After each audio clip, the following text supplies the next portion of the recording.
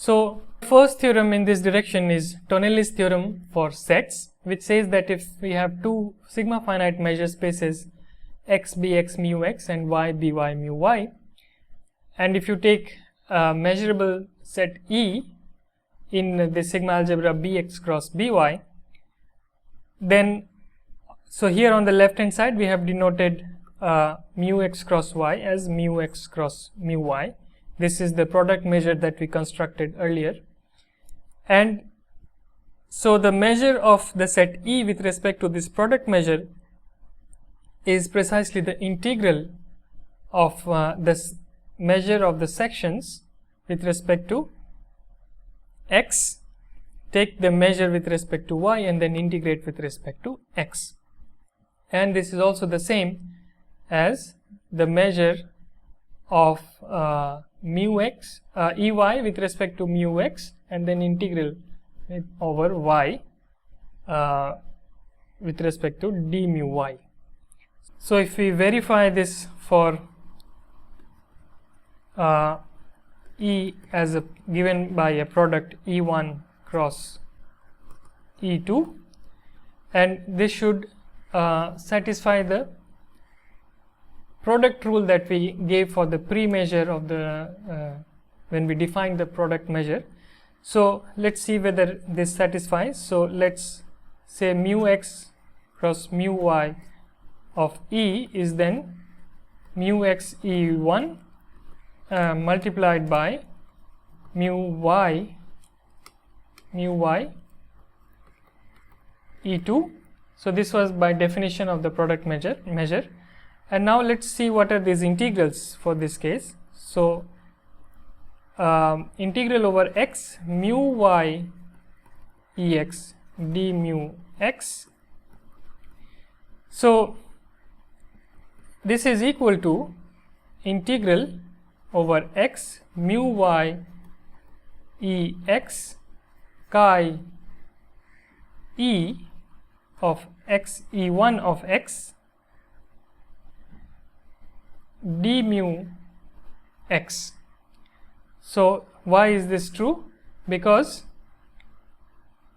Ex is precisely given by E1 if E2 if x is in E1, and this is equal to the empty set if x belongs to E1 complement. So this is precisely the multiplication by the indicator function, and so mu y of Ex if x is outside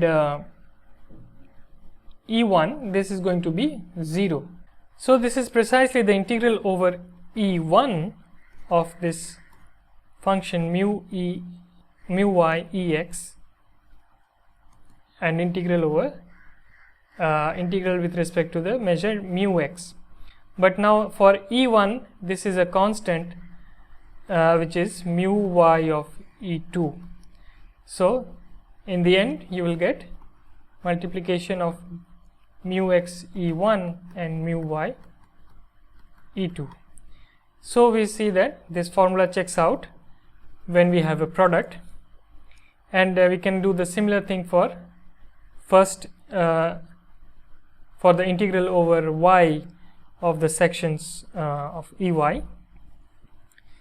So this Tonalis theorem can be viewed as a generalization of this product rule. So let's see how this is proved. So for the proof, we first assume that both mu x and mu y are finite, meaning that mu x of the entire space x is finite and mu y of the entire space y is also finite, and then we will pass to sigma finiteness later on. So now let B0 be our Boolean algebra that was defined earlier, which was the set of which was the collection of subsets in x cross y such that S is the disjoint union of finitely many it's a finite disjoint union of subsets of the product form, where EI and FI belonging to the respective Boolean algebras. So EI belongs to BX, FI belongs to BY. So this is the Boolean algebra that we were working with. We can also assume that this union is a disjoint union. And now let C define C to be the collection of sets in BX cross BY such that the formula in the theorem holds for S, meaning that we have mu x cross mu y of S is equal to the integral of mu y s x over x d mu x and is equal to mu x of sy d mu y. So we take the collection of all such sets in Bx cross By such that this is true. Now by our verification we have already verified that this is true for these products, and by finite additivity we see that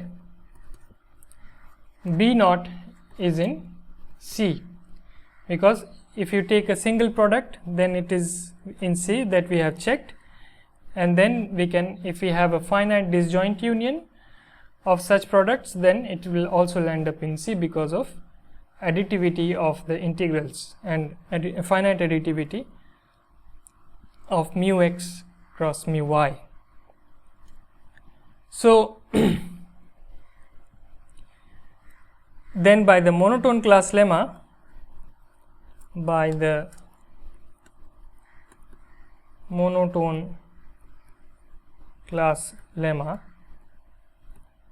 it suffices to show that C is a monotone class, which will imply that C is the entire space Bx cross By, because the latter is a sigma algebra containing B naught, is the sigma algebra generated by B naught, and if you prove that C is a monotone class, then they have to be equal by the monotone class lemma. So let's see why C is a monotone class. So let's take an increasing sequence of sets En in C. So we have En, the increasing or non-decreasing sequence in C, and you take the union of all these sets, and we want to show that first of all that these functions that takes x to the mu y measure of the section Ex, and so I should put this below, and the function that takes y to the mu x measure of the section Ey, they are both measurable and E belongs to C. So I should actually go back and add this in the conclusion of the Tonelli's theorem for sets, because we were integrating mu y Ex and mu x Ey.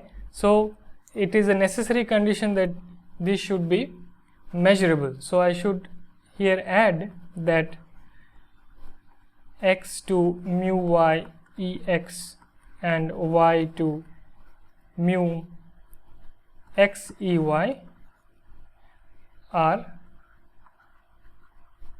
measurable functions,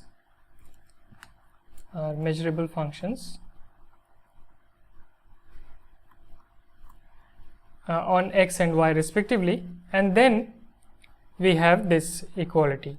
Similarly, for the definition of this monotone, that we want to prove it to be monotone class, we should also assume here that these are so this is a collection of all sets such that the formula holds, and given that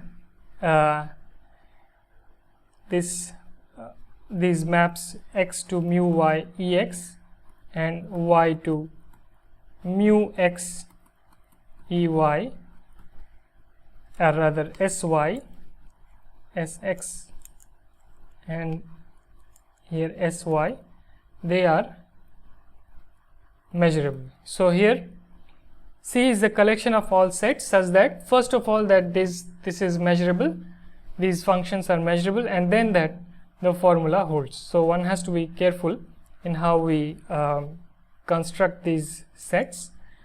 And now we have to show that given an increasing sequence of sets in C, if you take the union, then the maps x to mu y ex and y to mu x ey are measurable, and this product formula holds for E.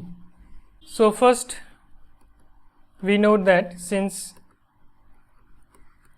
En is in C for all n, then the maps given by Fnx equals mu y of Enx. This is a measurable map, is measurable, and similarly Gny given by mu x Eny, this is also is measurable. So these two things are measurable because En is in C, and by definition of C these two are measurable, and further that they also satisfy the integral formulas for En and for these sections Eny and Enx. But first let us see what we can do with this sequence of functions. So now note that this Fn increases pointwise to the function f, which takes x to mu y of ex. This is simply because you have that since mu y of the union En n equal to 1 to infinity x, this is mu y of the union n equal to 1 to infinity En x, and this is the limit n tends to infinity of mu y Enx by the upward monotone convergence theorem. So this means that this sequence of functions, so this is precisely the limit on the right, on the left hand side we have fy, and on the fx, we have fx, and on the right hand side we have fnx, and so this is what we wrote, that fn increases to pointwise to the function f, and so this implies that f is measurable, and similarly g can be shown to be measurable. So g is this function here, f is this function here, and so similarly g can be shown to be measurable. Similarly g is measurable,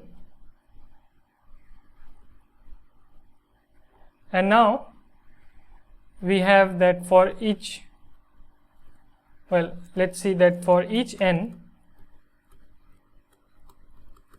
we have the rule that mu x cross mu y En, this is equal to the integral over x of the sections mu Enx and the measure mu y of Enx d mu x, because again En belongs to C. And now we have take the limit on both sides. So the limit as n goes to infinity mu x cross mu y of En, this is equal to the limit as n goes to infinity x mu y En x d mu x. Now on the left hand side, by again the upward monotone convergence theorem shows that the left hand side is nothing but mu x cross mu y of E, and on the right hand side by the monotone convergence theorem for functions we have, this is the integral of the limit n tends to infinity mu y of En x d mu x, and again by the upward monotone convergence theorem we have, this is the mu y of Ex d mu x. Similarly, one can show for the other variable, and so this implies that E belongs to C. Similarly, one can show if E1, E2 is a decreasing sequence, Ej is in C, then the intersection j equal to 1 to infinity of these Ej's belong to C by using the downward monotone convergence theorem, by noting that since mu x is finite and mu y is finite, this implies that mu x cross mu y of x cross y, this is finite, and on a finite measure space you have the downward monotone convergence for any decreasing sequence. So this implies that so let's put this to be E again. So now we can use the downward monotone convergence theorem. So use the downward monotone convergence theorem to show that the function f of y, which is given by the measure of Ey, this is measurable because it is a limit of these functions f and y, which is the limit of these measures E and y, because we have the finite measure spaces. So downward monotone convergence holds for any decreasing sequence, and so we can show similarly that Gx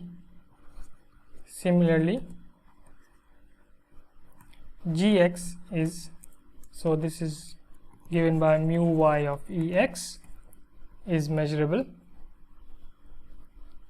And finally, let's see if the formula holds. So mu x cross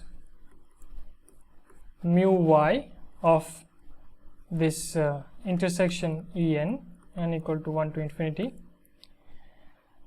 this is equal to the limit as n tends to infinity mu x cross mu y of En, again by downward monotone convergence theorem, and this is equal to the limit as n tends to infinity.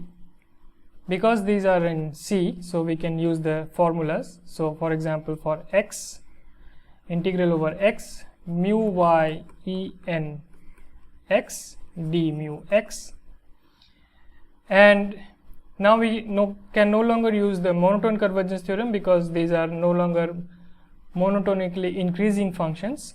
Now we note that these functions mu y e n x, this is dominated by mu y of y, and this, if you view this as a function in x, then this is in L1 of x mu x, because since the integral over x of mu y y d mu x, this is equal to mu x x mu y y, and this is finite. So this means that by the dominated convergence theorem,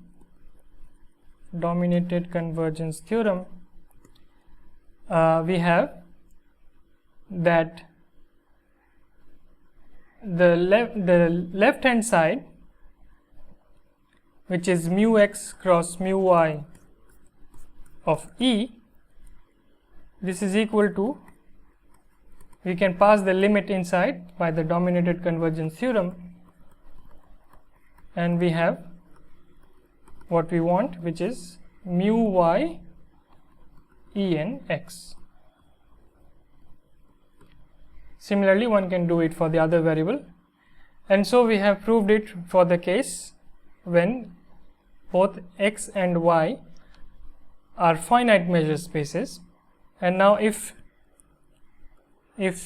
x and y are sigma finite,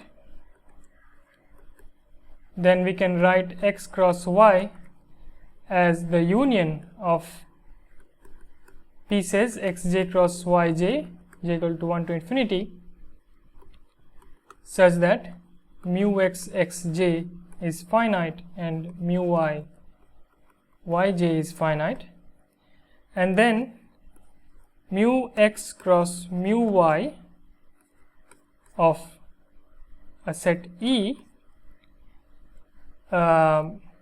this is equal to mu x cross mu y of E intersection xj cross yj with the limit, this is equal to the limit as j tends to infinity, again by upward monotone convergence theorem,